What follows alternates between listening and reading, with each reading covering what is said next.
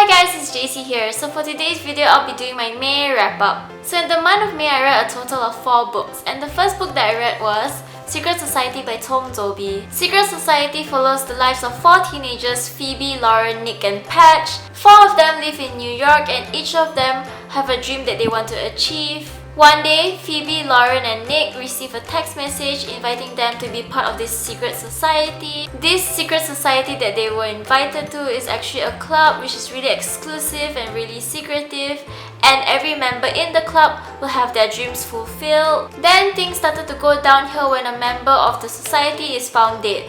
Secret Society was actually my April reading challenge, but I could not finish it in April, so I pushed it forward to May. My reading challenge for April was to read a book which I did not finish, and I actually did not finish this book many years ago. When I reread Secret Society, I realized why I actually did not finish this book many years ago.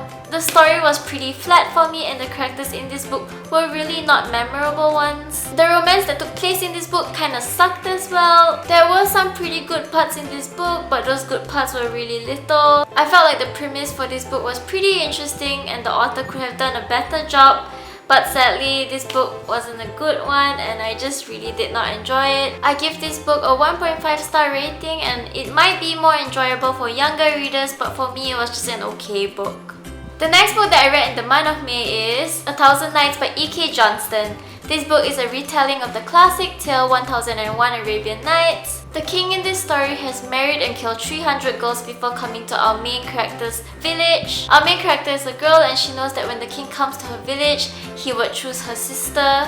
She doesn't want her sister to be taken, so she decides to take her sister's place. She then gets married to the king and is brought back to the palace. Our main character is determined to not die and survive. And she did survive the first night and realized that she can survive many more. I heard many mixed reviews on this book, but I kinda did enjoy it. I gave this book a 3.3 star rating.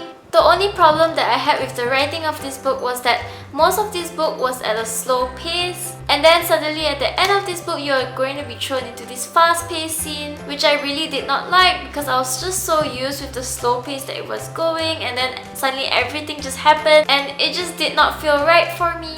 The thing that I loved most about this book was the main character's relationship with her sister. Our main character's love for her sister was really genuine and really strong, and even throughout all her troubles, she still thought of her sister.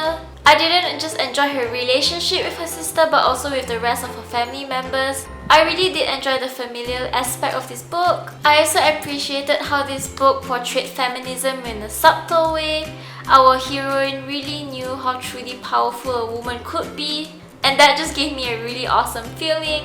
Overall, this book did not wow me and the pacing could be fixed a little, but I did enjoy reading this. The next book that I read in the month of May is The Start of Me and You by Emery.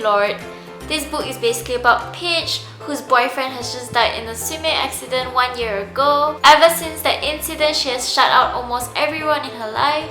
This book kicks off with Paige wanting to move on and start over. I really enjoyed The Start of Me and You. This book felt like a really fresh contemporary read. I love Emery's writing. It was really simple and light and really easy to read. I love the romance that took place in this book. I love the familial relationships, but most of all, I love the friendships that took place in The Start of Me and You.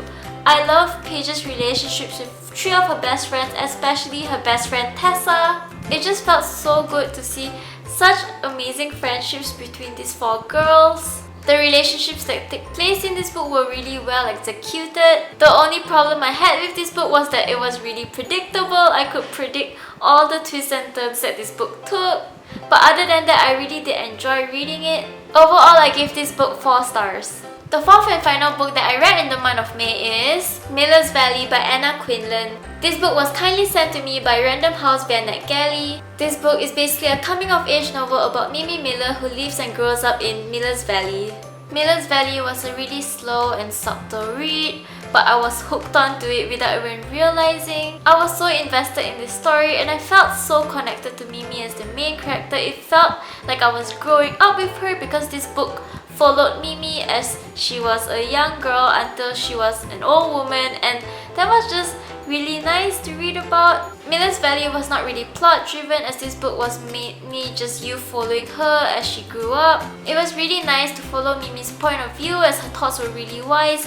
even at those parts where she was still a young girl. I just did not expect to love this book so much. It was just really enjoyable, even though it didn't have a definite climax or anything. This book was filled with dysfunctional characters and tragedies that come along with life, and it all just felt so real, as if I myself was living in Miller's Valley. Overall, I give this book a 4.5 star rating on Goodreads, and seriously, go and get it because this book is now out in stores. I really did enjoy Miller's Valley, and it was my favorite book that I read in May. And now is my favorite part of every wrap-up video, and that is finding out what my reading challenge is for the next month, which is June. So here is my container where all the challenges are in, and I'm just gonna shake it.